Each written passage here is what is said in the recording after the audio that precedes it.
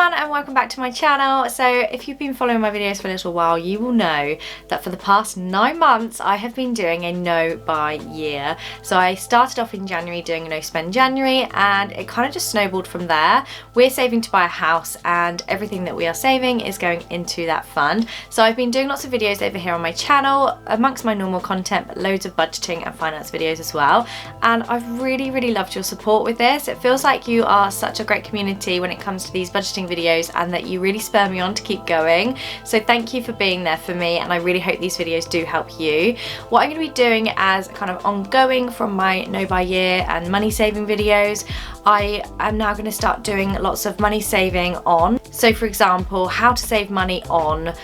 Today's video is going to be online shopping, then I've got food, on laundry, on TV, on driving. Like there's going to be lots of different videos. So what I want to know from you guys is what would you like me to do it on next? Which area would you like me to do it on next? I feel like on the food shop and probably on laundry it's going to be quite highly requested, but I would love to know if there's any other particular areas that you want to save money on, and also let me know in the comments if you are saving for something special and how you're finding it as well, because I do really love the community that we're building over here. So without further ado, I'm going to get into the video, and today's it's going to be all about how to save money when you're online shopping. Okay, so my number one tip for saving money when you're online shopping, obviously you could be shopping for anything from a jumper to a new car, it could be anything. So when it comes to something like buying flights or holidays, I would definitely recommend that you delete your cookies, because these are little things in your computer that are storing all this information. So the next time you go and look for flights to Iceland, and the time after that and the time after that, they're going to start going up and up and up. So you need to be deleting your cookies, and that will make sure your history of your browser will be deleted and you won't have to incur extra costs when you're looking at the same items to buy again. Okay, my next money saving tip when you're buying online is to go through a cashback site. So I actually set up a Quidco site, and I can leave the link down in the description bar for you. It will give you a £10 off code. It will also give me a £10 off code, full disclosure, if you do decide to sign up. But I find it's amazing. You can get an add-on as well for your browser. You can go on to Quidco. If you're going to buy a new fridge or a jumper or a toothbrush, whatever you're going to buy, go to Quidco first and then input what you want to find, or the shop, for example, PC World, is that still going? And it will then take you through to the site. It's no scam, it's no extra money to you, there's no setup costs or anything, it's free to use, and you're basically getting cash back on the items that you purchase. So if that sounds like something you want to do, if you are buying things, if you're buying things for Christmas, then go through this website and you'll get 3, 4, 5% cashback and extra deals as well. So I'll leave the link in the description bar for my referral code if you want to use that as well. Okay, so my next tip is to unsubscribe yourself from all of those marketing emails, of which there are many. I honestly don't know how this happens, whether they are selling data or not, I don't know, but I feel like I get so many emails from brands that I've never even bought from, asking me to send them or to buy things from them. And if you are feeling kind of like, you know, if something comes in, I'm guilty of this, and I think, oh, that looks really good, and then you go in and then you have a look, and then, you know, you can actually be tempted to buy. So if you unsubscribe from those, it's going to take away that temptation, and I just find it much easier and much nicer in my inbox. It's not full of clutter. Okay, so the next tip I've got for you is to follow all those brands that you love on Instagram, because who out there, like this video, write me a comment if you have been that person that sees a gorgeous leopard print skirt on an ad on an Instagram account that you follow and have gone to buy it. I mean, I've been there last year, and let me tell you, it is so easy just to go through and buy stuff.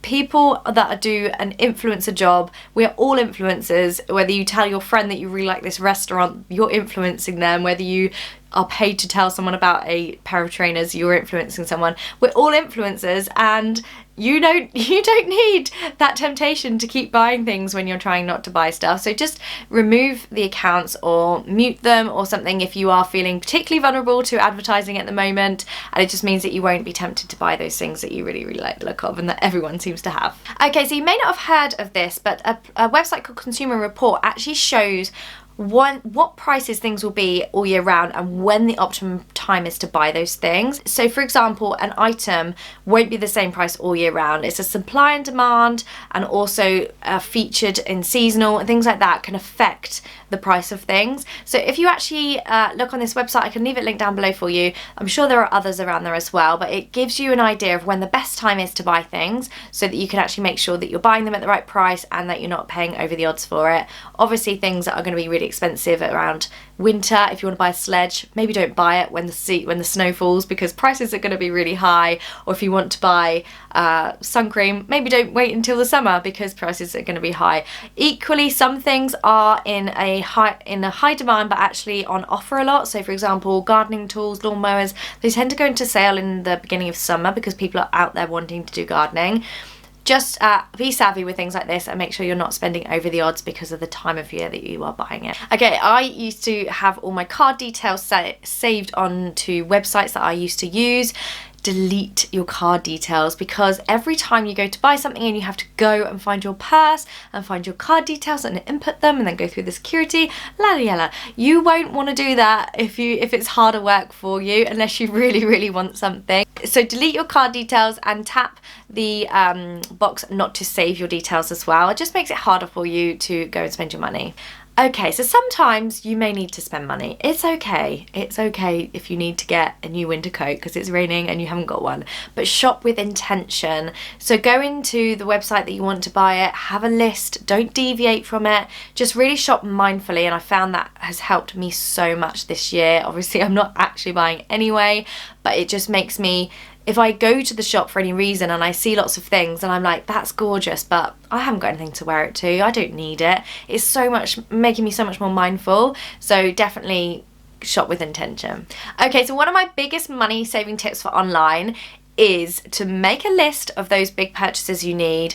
Make a list of your Christmas presents that you need to buy, any new baby items, any new birthday items, anything that you know you will need to buy, and wait until Black Friday. It's amazing how much money you could save.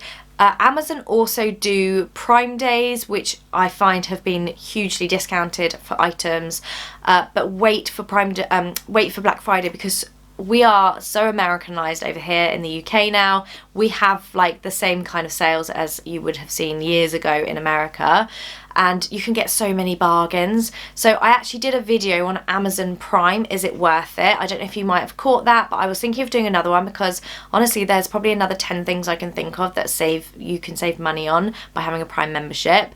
So let me know if you want that one, and if you haven't seen it, I'll leave that video linked in the description bar. For any online shopping, Black Friday is definitely, and it's really not that far away either, a good time to wait. Okay, so another tip for buying online is if you are feeling like you just have to have that lovely jumper, then buy it if you must. Bring it, have it delivered to you, and just leave the tags on for a bit. Leave it in your wardrobe for a bit. And if you don't reach for it, if you don't really need it after like a week or two, send it back. I was such an impulse purchaser. I was a self-proclaimed shopaholic. It's not a good thing. And I would just buy things, not look at the labels, just put them in my wardrobe and never wear them.